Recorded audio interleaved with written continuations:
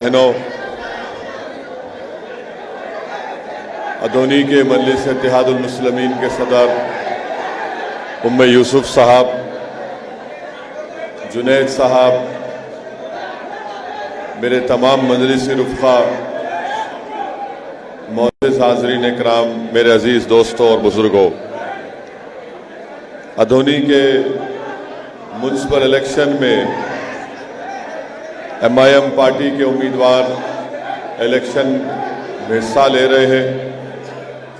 Ward number 4 से मोइनुद्दीन साहब, ward number 7 से मोहतरमा गौहर बी साहिबा, वार्ड नंबर 10 से नसीम बानो, वार्ड नंबर 11 से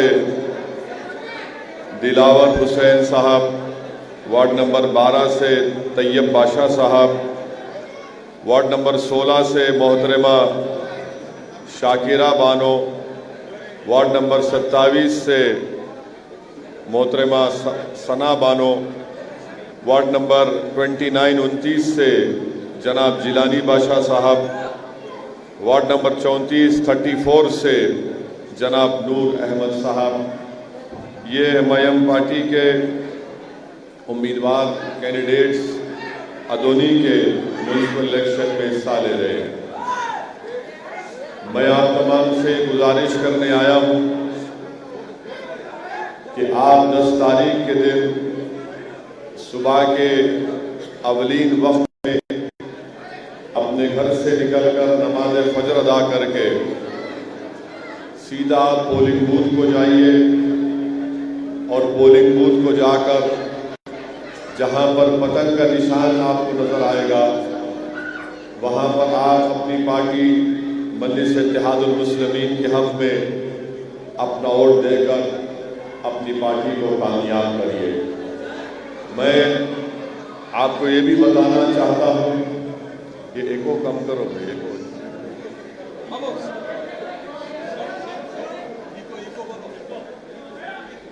मैं आपको ये भी बताने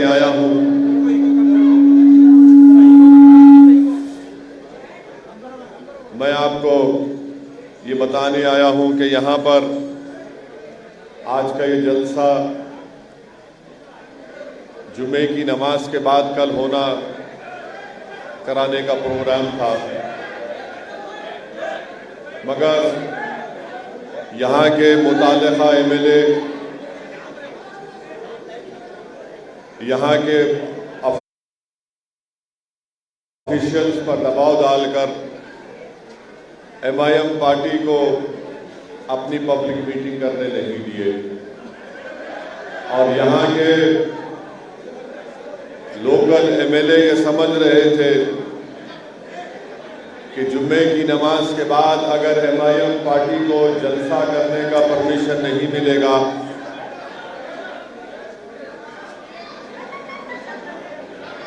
तो भाई साहब आप लोग बैठ जाइए ना, वो कैमरा वाले बैठ जाओ, पूरे बैठ जाओ, आप लोग भी बैठ जाओ,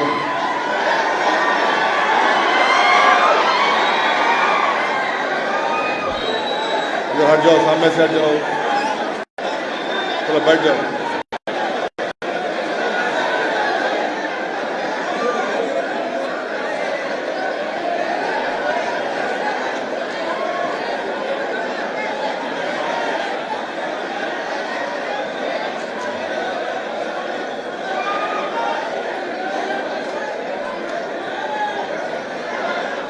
बैठ जाइए, बैठो,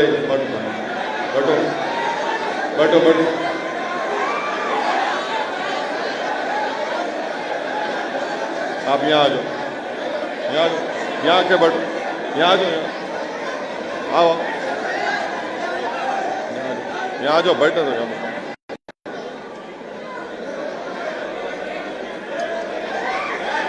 मैं आपसे इनको बिठाओ जी, इनको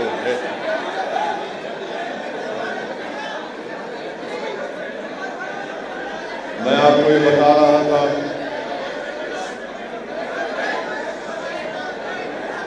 आप लोग आराम से खामोश बैठिए तो मैं अपनी बात कर सकूंगा।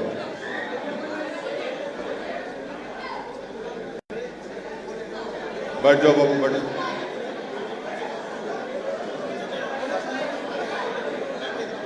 मैं आपको ये बता रहा था कि अदोनी के लोकल एमएलए ये पूरी कोशिश किए कि इस इलेक्शन में एमआईएम पार्टी का कोई जलसा ना हो, और ये जलसा कल जुम्मे की नमाज के बाद हमको परमिशन दिया गया। फिर उसके बाद एमएलए के प्रेशर के ऊपर ये परमिशन नहीं दिया गया। तो खैर अल्हम्दुलिल्लाह मैं कल अदोनी को आया और आकर यहाँ पर अल्लाह के फजलो करम से जुमे की नमाज जामा मस्जिद में अदा करने का मुझे मौका नसीब मिला। तो यहाँ के लोकल एमएलए ये समझ रहे थे कि मैं दोबारा यहाँ पर नहीं आऊँगा।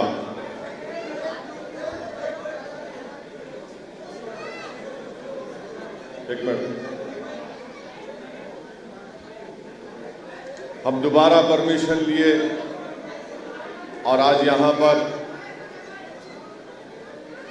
एक शादी खाने में हजरत पुलिस ने हमको ये कहा कि शादी खाने में करें।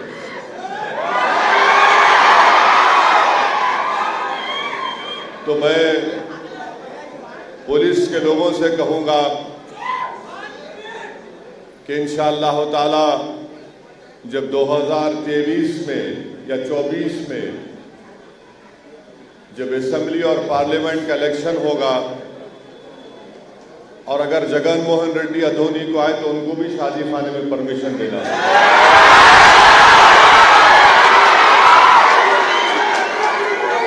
अगर चंद्राबाबू नायडू भी आएंगे तो उनको भी यही देना पड़ेगा, क्योंकि जगन मोहन रेड्डी में, चंद्राबाबू नायडू में, असदुद्दीन ओवैसी में कोई फर्क नहीं है, सब बराबर हैं।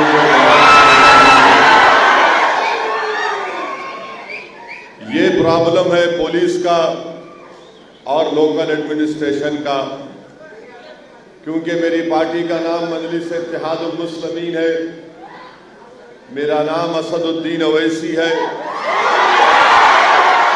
तो वो लोग ये समझते हैं कि अदोनी शहर में परमिशन नहीं देंगे, बाहर किसी एक शादी खाने में परमिशन देंगे।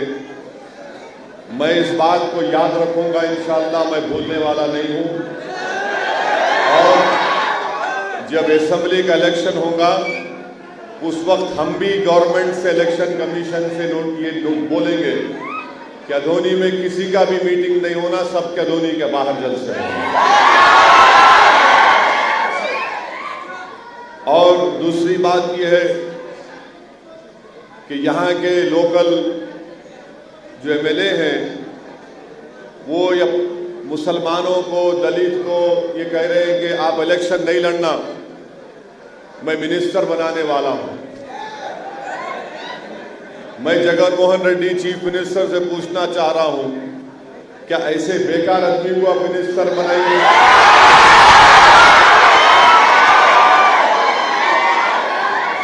बेकार आदमी, काम का ना काज का। तो इन्हों क्या किए, टीडीपी के कितने 10 को विड्रॉ कराए, तेलुगु देशम पार्टी के 9 कैंडिडेट को विड्रॉ करा लिए। उनको कोई एक को 2 गुलाब जामुन दिए, एक को 7 गुलाब जामुन दिए, एक को 10 गुलाब जामुन दिए। हमारे पास आके बोले तुम्हारे कितने गुलाब जामुन होना? हम बोले हमारे को एक भी नहीं होना। तो एमएलए बोले क्या खाते? हम बोले तुमको खाते। तो इनको ये आदत हो गई खरीदने की। ये समझते कि पैसे की ताकत पे सबको खरीद लेंगे, मगर याद रखो असदुद्दीन ओवैसी और मजलिस का कोई भी रुकन हो वो अपने ईमान का सौदा नहीं कर सकता। हम अपने ज़मीर का सौदा नहीं कर सकते। हाँ, जो बिकना चाह रहा है उसको खरीदो आप, जो अपना ईमान बेचना चाहता है, जो अपना ज़मीर बेचना चाहता है, बिल्कुल खरीदो आप, मगर ये खरीदो फरोख्त की बात हमसे मत करो आप। हम यहाँ से आज के जलसे से YSRCP के पार्टी के लोगों से पूछना चाह रहे हैं कि जगन मोहन रेड्डी की गवर्नमेंट ने अदोनी में 200 लोहार की फैमिली है, 200 लोहार हमारे खानदान रहते हैं, उनको एक पैसा नहीं मिला 10,000 की लोन की स्कीम में। मैं जगन मोहन रेड्डी से पूछना चाह रहा हूं कि गवर्नमेंट ऑफ इंडिया की तरफ से MSDP का प्रोग्राम है, मल्टी सेक्टरल डेवलपमेंट प्रोग्राम, उसके तहत अदोनी में ITI के लिए पैसे दिए गए, ITI की बिल्डिंग बन गई। YSRCP गवर्नमेंट अदोनी में माइनॉरिटीज का ITI का कॉलेज क्यों नहीं शुरू करती, परमिशन क्यों नहीं देती उसको? बिल्डिंग बन के तैयार है मगर उसको शुरू नहीं किया जाता। तीसरी बात यह है कि ईदगाह है, 25 साल से ईदगाह में नमाज नहीं पढ़ने दे रहे, ये सेकुलरिज्म है आपका। और यहाँ के YSRCP के MLA ये प्रोग्राम बना रहे कि ईदगाह को डिमोलिश करेंगे। मैं आंध्र प्रदेश के चीफ मिनिस्टर से अपील कर रहा हूं कि अदोनी की ईदगाह को डिमोलिश मत करो आप। अगर आप ईदगाह डिमोलिश करेंगे, अल्लाह आपकी पार्टी को, आपकी पावर को डिमोलिश कर देगा। तीसरी बात यह है कि जामा मस्जिद के बाजू जो तरकारी की मार्केट है, वो तरकारी की मार्केट बनी, जामा मस्जिद जमीन लीज पर दिया था। अब यहां पर YSRCP के लोग उस तरकारी मार्केट को खत्म करके वहां पर पार्किंग लॉट बनाना चाह रहे। क्या अदोनी में गवर्नमेंट की जमीन नहीं है जगन मोहन रेड्डी साहब के, जहां पर आप पार्किंग लॉट बनाएं? हमारी मस्जिद के बाजू तरकारी की मार्केट को हटाकर पार्किंग लॉट बनाएंगे, ये कौन सी हिमाकत है? हम चीफ मिनिस्टर आंध्र प्रदेश से डिमांड करते हैं कि जामा मस्जिद के बाजू तरकारी मार्केट को नहीं हटाना, वहां पे पार्किंग लॉट नहीं बनना। पार्किंग लॉट बनाना है तो आप गवर्नमेंट की जमीन लेके बनाओ, तरकारी की मार्केट क्यों हटाएंगे आप? एक गरीब आकर वहां पर अपनी तरकारी को बेचता है, चाहे वो हिंदू हो, मुसलमान हो, दलित हो, आप तरकारी की मार्केट को हटाने की बात कर रहे हैं। चौथी बात यह है, मैं YSRCP पार्टी से पूछना चाहता हूं कि यहां पर अदोनी में उर्दू कॉलेज और स्कूल की बिल्डिंग, उर्दू कॉलेज और उर्दू स्कूल की बिल्डिंग 2019 में से तामीर हो रही, अब तक खत्म नहीं हुआ। अच्छा, ये शादी का दुल्हन का तोहफा MLA को ला के दिलाओ, बोलो ना। तेलुगु देशम के कैंडिडेट को विड्रा करा के किसको 3 गुलाब जामुन, 5 गुलाब जामुन, 10 गुलाब जामुन खिला रहे। आप माइनॉरिटी मुस्लिम बच्चियों को दुल्हन का तोहफा दो, आपकी गवर्नमेंट है, आपका चीफ मिनिस्टर जगन मोहन रेड्डी है, आप जाके लड़के दिलाओ, वो काम नहीं करेंगे। फिर वक्फ बोर्ड का चेयरमैन स्पेशल ऑफिसर तक भी नहीं है। और एक अहम बात कि यहां पर 4% रिजर्वेशन है, यकीनन 4% रिजर्वेशन देने में MIM पार्टी का भी बहुत बड़ा रोल रहा। मैं पहले भी कहूं, आज भी कह रहा हूं कि उस वक्त के आंध्र प्रदेश में और अभी तेलंगाना में जो 4% रिजर्वेशन है आंध्रा तेलंगाना में, इसमें लेट YSR राजशेखर रेड्डी का बहुत बड़ा रोल था, इसको यकीनन मानना पड़ेगा। मगर अब जगन मोहन रेड्डी चीफ मिनिस्टर है, 4% रिजर्वेशन मुस्लिम माइनॉरिटी को है, आप बताइए कि कितनी नौकरियां मुसलमानों को दी आप 4% रिजर्वेशन में। चपरासी की नौकरी भी यहां पर मुस्लिम माइनॉरिटी को नहीं मिलती। इसीलिए हम गवर्नमेंट से पूछना चाहते कि आप ये काम क्या करें, किस बुनियाद पर वाईएसआरसीपी अदोनी में अपने कैंडिडेट्स के लिए वोट देने का डिमांड करती है। अच्छा, इंटरमीडिएट उर्दू कॉलेज आपको चाहिए नहीं चाहिए, बोलो आप? कौन रोक रहे उसको? जो गुलाब जामुन खिलाए तेलुगु देशम को रोक रहे। 2 गुलाब जामुन 10 गुलाब जामुन खिलाए। इंटरमीडिएट उर्दू कॉलेज क्यों सैंक्शन नहीं करते? मगर लोकल यहां पे वाईएसआरसीपी के लोग उसको रोक रहे। अच्छा, गर्ल्स हॉस्टल की बिल्डिंग है, 2nd फ्लोर का काम खत्म ही नहीं होता, चल रहे से चल रहा, चल रहे से चल रहा, कब खत्म होता नहीं मालूम, 10 साल में या 5 साल में। और फिर शाही ईदगाह, 270 साल पुरानी शाही ईदगाह, 2 साल पहले बारिश में डैमेज हो गया। ये वाईएसआरसीपी की गवर्नमेंट क्यों नहीं उसको कंस्ट्रक्ट करी? तेलुगु देशम के आप कैंडिडेट को गुलाब जामुन देके विड्रॉ कर लिए। हमारी 270 साल पुरानी ईदगाह बारिश में खराब हो गई, उसको आप डैमेज हो गई, उसको नहीं करते। हमारे को कब्रिस्तान की जमीन होना, कब्रिस्तान की जमीन नहीं देते, तरकारी मार्केट की जमीन लेके पार्किंग लॉट बनाना चाहते। ये कौन सा इंसाफ है वाईएसआरसीपी का? हमारी तरकारी की मार्केट की जमीन जामा मस्जिद की, वहां पार्किंग लॉट बनाएंगे, मगर ग्रेवयार्ड की जमीन गवर्नमेंट से नहीं देंगे। तो इसीलिए शादी महल फाउंडेशन डाल तो दिए वाईएसआरसीपी वाले, खाली पत्थर लगा दिए फाउंडेशन, मगर कुछ दिखता ही नहीं वहां पे, बनता ही नहीं वहां पे। तो इसीलिए मेरी आप तमाम से गुजारिश है कि 10 तारीख के दिन आप अपना एक वोट मजलिस-ए-इत्तेहादुल मुस्लिमीन के हक में इस्तेमाल करिए। 10 तारीख के दिन निकलकर मजलिस के पूरे कैंडिडेट्स को आप कामयाब करिए। क्यों कामयाब करना है? आपके सामने रखा हूं कि ये प्रॉब्लम है, ये प्रॉब्लम को हल करना है। दूसरा, आपने 5 साल पहले एमआईएम के कैंडिडेट्स को वोट देकर कामयाब किया। अल्हम्दुलिल्लाह बहुत से हमारे कैंडिडेट्स ने अपने अपने वार्ड में बहुत काम करा है डेवलपमेंट के, उसकी बुनियाद पर आपको वोट देना है। तीसरी अहम बात यह है कि आपको अपनी लीडरशिप को डेवलप करना है। मैं अदोनी क्यों आ रहा हूं तो अपने लिए नहीं आया, मैं आपके लिए आया हूं, ताकि आपके दरमियान में आपकी पार्टी की एक पॉलिटिकल लीडरशिप डेवलप हो। जब तक आपकी लीडरशिप डेवलप नहीं होगी, आपके प्रॉब्लम हल नहीं होते।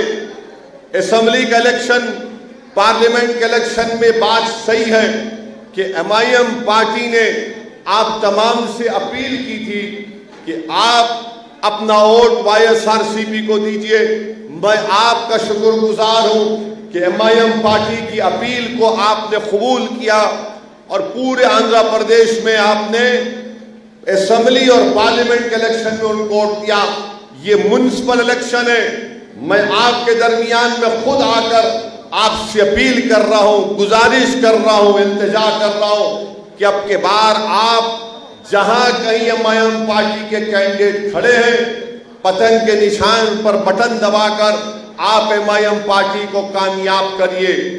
अब अगर कोई वाईएसआरसीपी का आदमी ये कह रहा है कि एमआईएम पार्टी की हमारे को जरूरत नहीं है, मैं वाईएसआरसीपी के लोगों को बता रहा हूं, आप अपना तरीका बदलो, ये सही तरीका नहीं है। अगर मैं आज म्युनिसिपल इलेक्शन लड़ रहा हूं, अगर इसी तरह से आप एमआईएम पार्टी के लोगों को डराएंगे, यहां पर माइनॉरिटीज का काम नहीं करेंगे, यहां पर आईटीआई की बिल्डिंग का परमिशन नहीं दिलाएंगे, तरकारी मार्केट को हटाकर वहां पर पार्किंग लॉट बनाएंगे, डिग्री स्कूल और कॉलेज नहीं बनाएंगे, तो इंशाअल्लाह ताला एमएलए साहब दिल में बात याद रख लो, कल असेंबली का इलेक्शन होगा, देखते देखते 3 साल आएंगे, मैं यहां से एमआईएम पार्टी के कैंडिडेट को खड़ा करूंगा और तुम्हारे खिलाफ इलेक्शन लड़ाएंगे। आप समझ में नहीं आ रहा इनको, हम रूलिंग पार्टी, अरे कैसा रूलिंग पार्टी बाबा? हमारा मुख्यमंत्री, हमारी पार्टी रूल कर रही, अरे तुम रूल नहीं कर रहे, अल्लाह रूल कर रहा जमीन आसमान पे। जितने रूल करते सब चले जाएंगे, दुनिया में रहेंगी खाली शाही, तो अल्लाह की हुकूमत रहेगी। हम रूलिंग पार्टी, अरे क्या करते रूलिंग पार्टी रहेगी? इंदिरा गांधी भी प्राइम मिनिस्टर थी, राजीव गांधी भी थे, पंडित नेहरू भी थे, लाल बहादुर शास्त्री भी थे, राजशेखर रेड्डी भी थे, एनटी रामाराव भी थे, किरण कुमार रेड्डी भी थे, रोशैया थे, सब कुछ जाना है। इतना गुरूर क्या तुम रूलिंग है, क्या तुम खुदा है? इंसान है तुम, हम वोट डाले बोल के तुम जीते, नहीं तो तुम घर पे बैठते थे। आप डाले ना वोट असेंबली में इसको। कितने लोग असेंबली इलेक्शन में वाईएसआर को वोट डाले? हाथ उठाओ। तुम पार्लियामेंट में बीजेपी को वोट डाले, इनको डाले ना। अब के बार किसको वोट देंगे आप? जोर से बोलो, जोर से बोलो। सुन लिए एमएलए साहब, आपके गुलाब जामुन का असर वो तेलुगु देशम पे होता, हम पे नहीं होता। तेलुगु देशम पे इसलिए होता कि नायडू अपने ससुरे को धोखा दिए थे, तो धोखा देना उनकी तबीयत में। हम लोग धोखा नहीं देते, किससे वादा करे तो अपनी जान को गवा देते, अपने वादे को निभाते। तो मेरी आप तमाम से ये इल्तिजा है, गुजारिश है कि 10 तारीख को अपनी पार्टी को मजबूत करिए, अपनी पार्टी की लीडरशिप को बनाइए। डरने और घबराने की जरूरत नहीं है। सेकुलरिज्म के नाम पर सब वोट लेते, और जब मजलिस इलेक्शन लड़ती बोले जो कम्युनल है, मजलिस कम्युनल पार्टी है। अरे मजलिस कम्युनल पार्टी कहां से हुई बताओ? क्या ये बात सच नहीं है? आप ईमानदारी से मेरी बात सुनो। आप जब कांग्रेस की हुकूमत थी तो हमेशा क्या बोलते थे कि रेड्डियों का राज है, बोलते थे ना।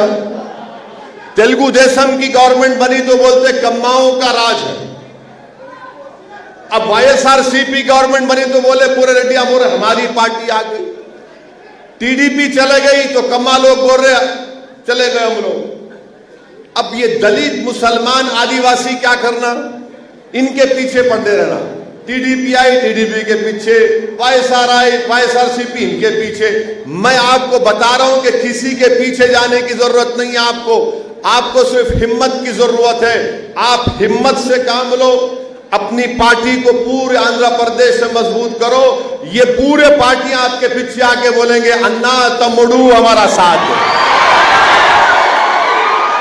आपको सिर्फ हिम्मत से काम लेना, सिर्फ हिम्मत से काम लेना है, मुत्तहिद होना है। आप देखो कि आपको अपनी पॉलिटिकल लीडरशिप बनाना है। आंध्र प्रदेश में आपकी पॉलिटिकल लीडरशिप की बहुत बड़ी जरूरत है। वाईएसआरसीपी हो, तेलुगु देशम हो, या वो मर गई सो कांग्रेस हो, ये हमारे लीडर नहीं बन सकते। आपका लीडर मजलिस से निकलेगा। आपको बनना है, आपको बनाना है, और उसके लिए आपको 10 तारीख के दिन अपना एक वोट पतंग के निशान पर लगाकर अपनी पार्टी को कामयाब करना है। जो लोग एमआईएम पार्टी को, मजलिस को, मजलिस इत्तेहादुल मुस्लिमीन को कम्युनल बोलते, मैं आपको एक एग्जाम्पल देता हूं, एक एग्जाम्पल देता हूं मैं आपको। महाराष्ट्र में कांग्रेस, शिवसेना और राष्ट्रवादी कांग्रेस की हुकूमत, 3 की पार्टी है ना, मालूम ना आपको। शिवसेना का चीफ मिनिस्टर है उद्धव ठाकरे, शरद पवार की पार्टी के उनके भतीजे हैं अजीत पवार, उन्होंने मिनिस्टर, कांग्रेस का कोई मिनिस्टर, तीनों मिलकर पार्टी में। महाराष्ट्र की असेंबली में उद्धव ठाकरे खड़े होकर ये बोलते हैं कि शिवसेना ने 6 दिसंबर 1992 को बाबरी मस्जिद को शहीद किया, हमने किया। और खामोश बैठ के कौन सुन रहा है? कांग्रेस खामोश बैठी हुई है।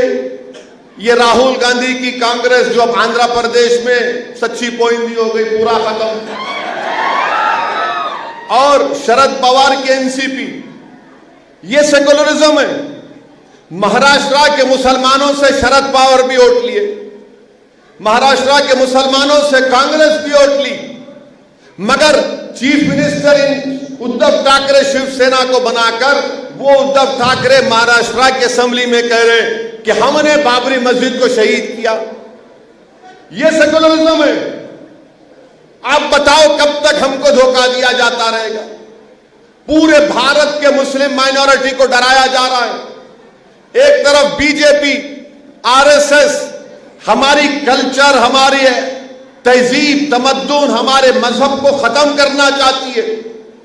जो कॉन्स्टिट्यूशन, संविधान बाबा साहेब अंबेडकर का बनाया हुआ है, उसमें right to culture fundamental right है, फ्रीडम ऑफ रिलीजन, मजहबी आजादी फंडामेंटल राइट है। बार बार बीजेपी हमला करते रहती है। कोरोना हुआ पूरे मुल्क में, नरेंद्र मोदी कोरोना को टैकल नहीं कर सके सही तरीके से। उनकी गलत पॉलिसियों की वजह से पूरे मुल्क में 1,70,000 लोगों की मौत भी हुई।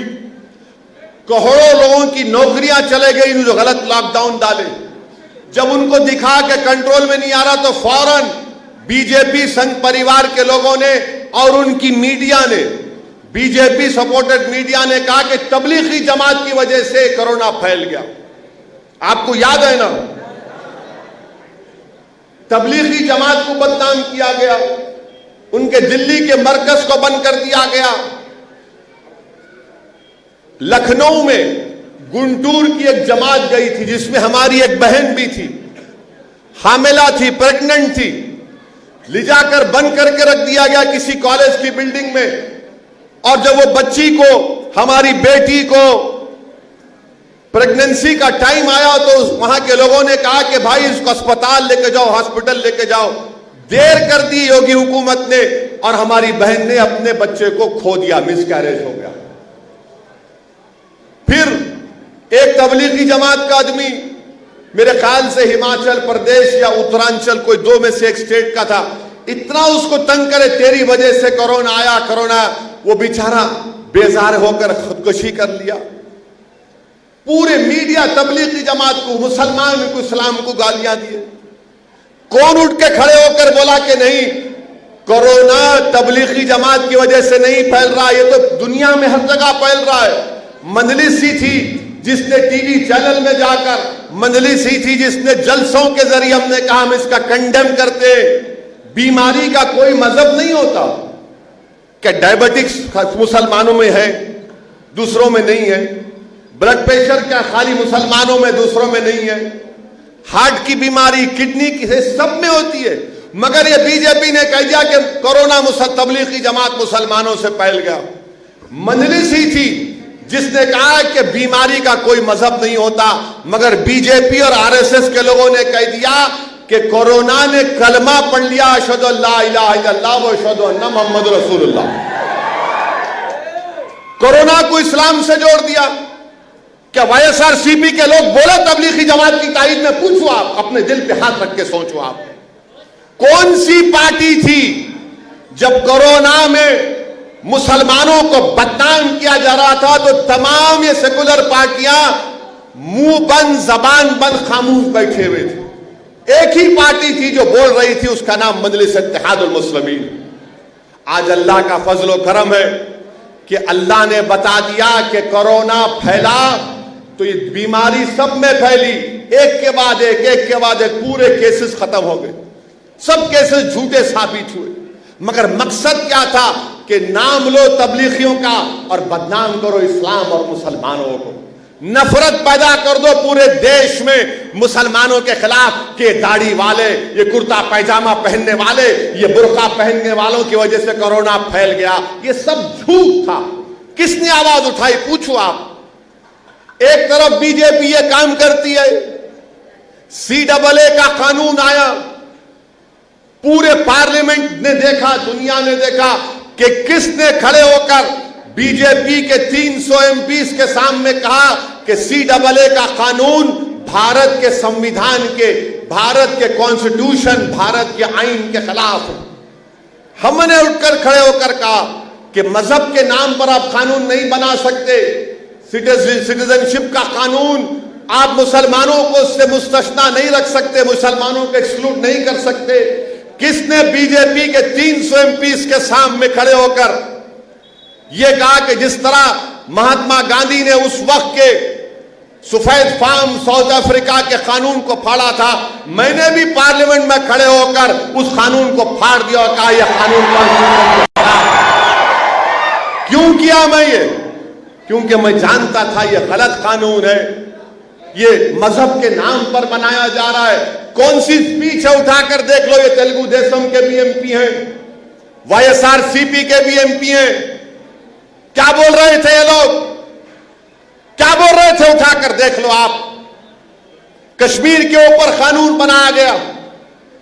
आज से 1 महीना पहले वाईएसआरसीपी तायीद करी मोदी सरकार की, तेलुगु देशम सपोर्ट करी।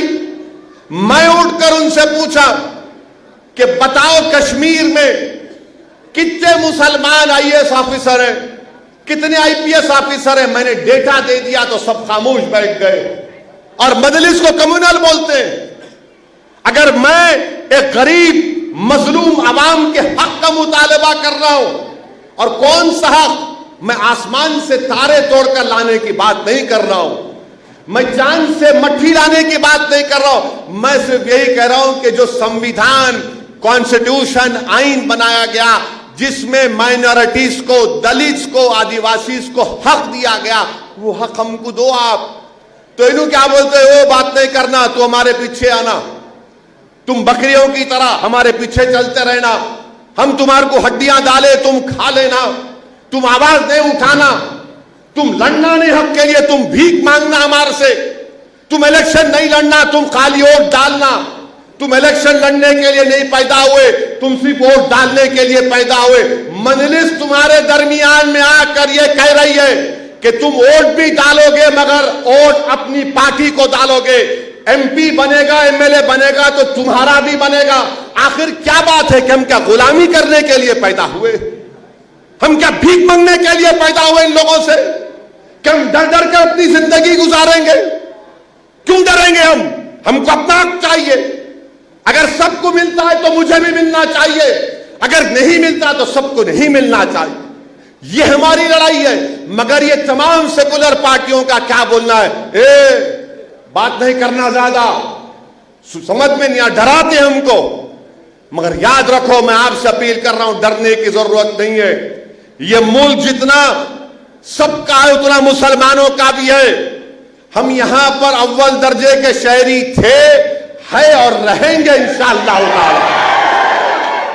ये बात एमआईएम पार्टी जब करती है तो इनको अच्छा नहीं लगता। देखो ये भड़काऊ भाषण दे रहा है, ये भड़काऊ भाषण नहीं है। मैंने जितनी भी बात की अब तक पिछले 10 मिनट में, मैं किसी मजहब के खिलाफ कोई बात नहीं कह रहा हूं। मैं क्या कह रहा हूं, भाई अगर तुमको नौकरी मिलती है तो मेरे को भी नौकरी मिलना। अगर तुम्हारे बच्चे स्कूल में पढ़ते हैं तो मेरे बच्चे भी पढ़ना चाहिए। तुम्हारी बच्ची कॉलेज जाती है तो मेरी बेटी भी जाना चाहिए।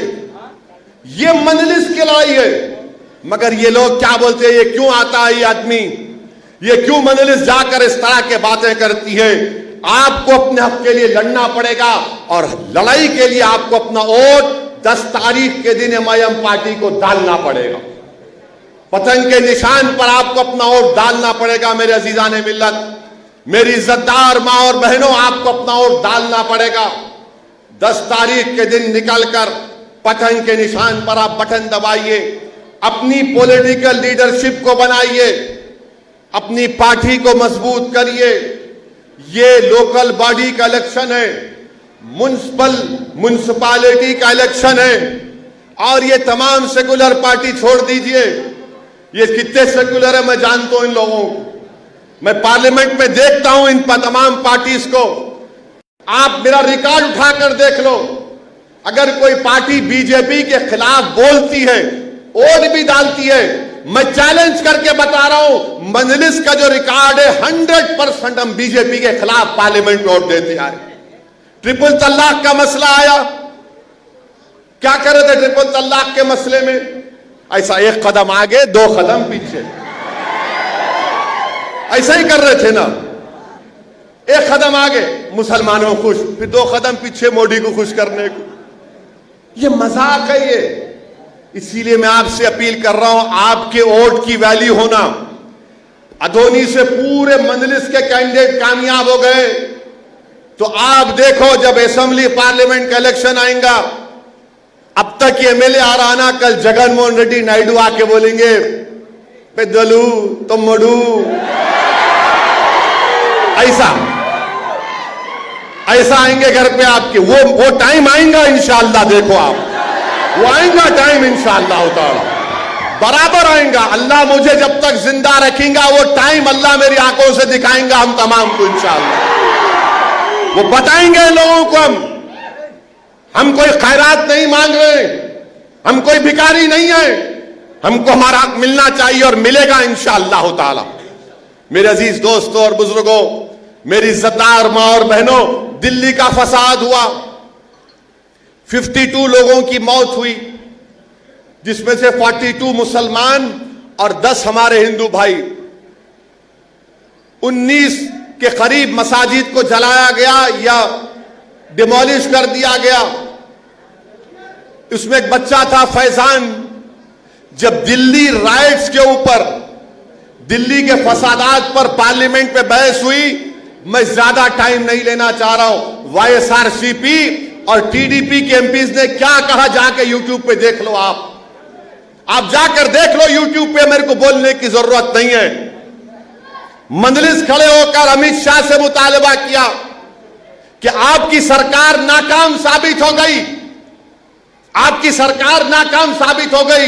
नरेंद्र मोदी की गवर्नमेंट कम्युनल राइट्स को रोकने में नाकाम साबित हो गई, बल्कि दिल्ली का यह फसाद राइट नहीं था, यह जेनोसाइड था, नस्ल कशी थी। आप तमाम ने वीडियो देखा उस बच्चे का, वो फैजान बच्चा रोड पे पड़ा हुआ है, उसको दिल्ली की पुलिस दिल्ली की पुलिस या कहां की पुलिस थी, लठों से मार रही थी और मार के बोल रही थी जनगण मन पढ़ो। उसके बाद वो फैजान मर गया। फैजान का ये जो थोपड़ा था, यहां की हड्डी टूटी हुई थी, सर के अंदर खून जम गया था। फैजान के मारने वालों का अब तक कोई अरेस्ट नहीं हुआ। कोई पूछने वाला है? पूछो इन लोगों से, सेकुलर पार्टी है ना, बोलो फैजान के बारे में। बोलेंगे हमको क्या करना है, वहां दिल्ली में हुआ, आंध्र प्रदेश में हुआ क्या? मेरे भाई, यही मिजाज है इन लोगों का, डरा के फुसला के, और हम कोई हमारे वोट हासिल करते आए हैं। अब म्युनिसिपल इलेक्शन भी आया तो मंजलिस को रोकने की कोशिश कर रहे हैं, मगर मुझे यकीन है कि इंशाअल्लाह ताला जहां कहीं भी आंध्र प्रदेश में एमआईएम पार्टी के कैंडिडेट्स होंगे, मेरी आपसे गुजारिश है कि आप पतंग के निशान पर वोट दीजिए। अब बीजेपी के बारे में क्या बोल सकते हैं?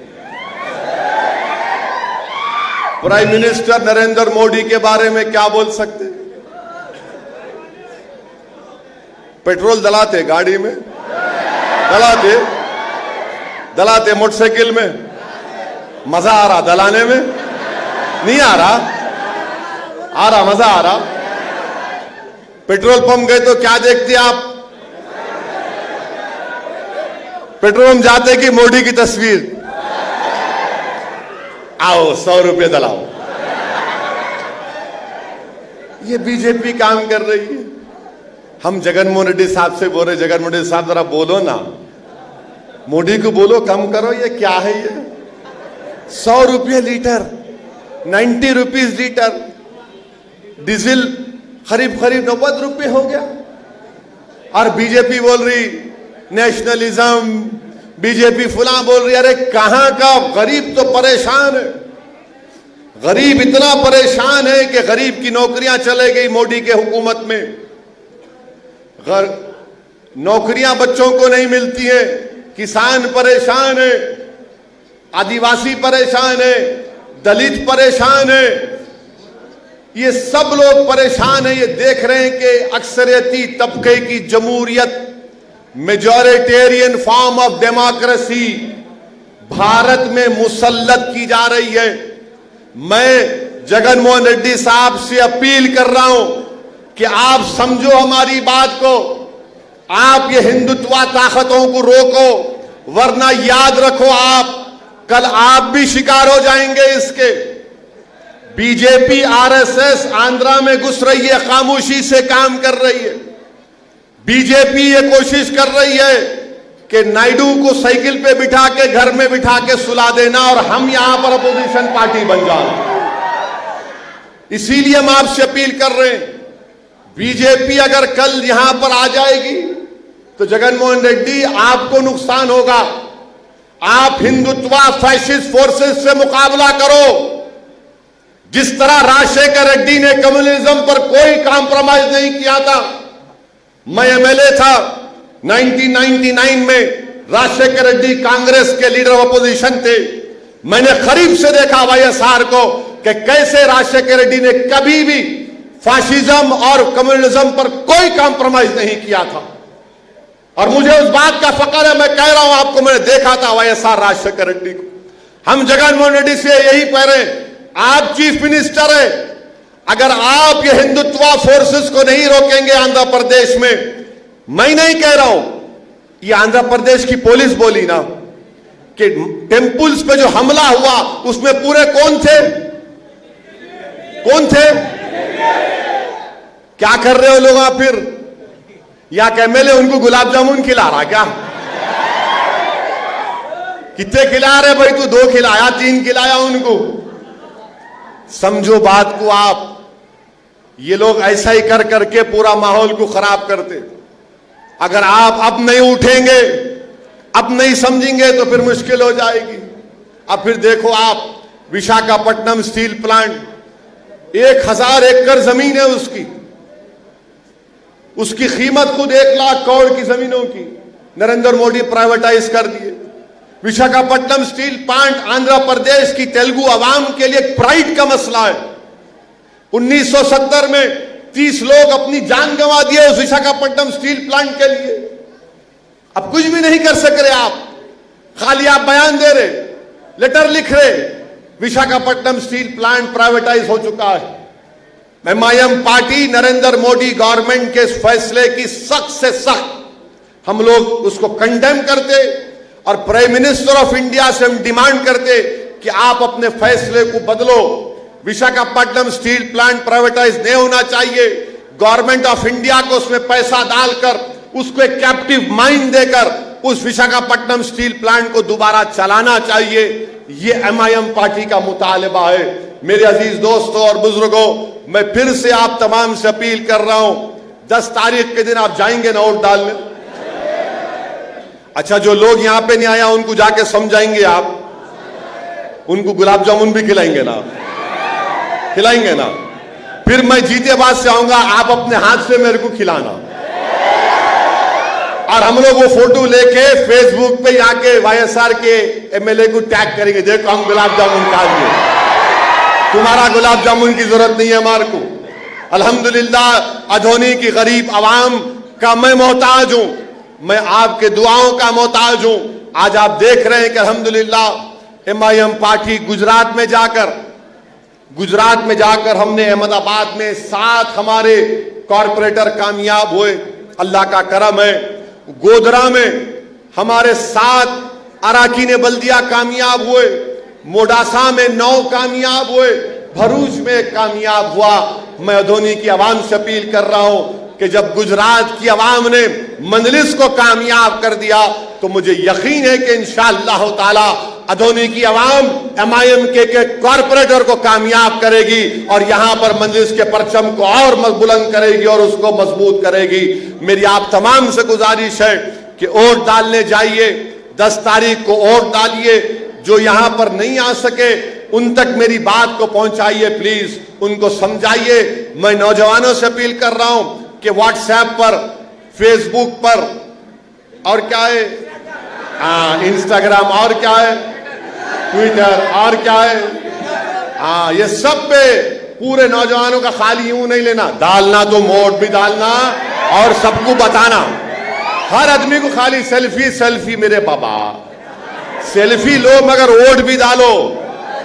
वोट डाल के, अच्छा मैं पूरे अधोनी के बच्चों को बोल रहा हूं, आप 10 तारीख को वोट डाल के मेरे को डालना फेसबुक पे, देखो वोट डाल के आए पतंग।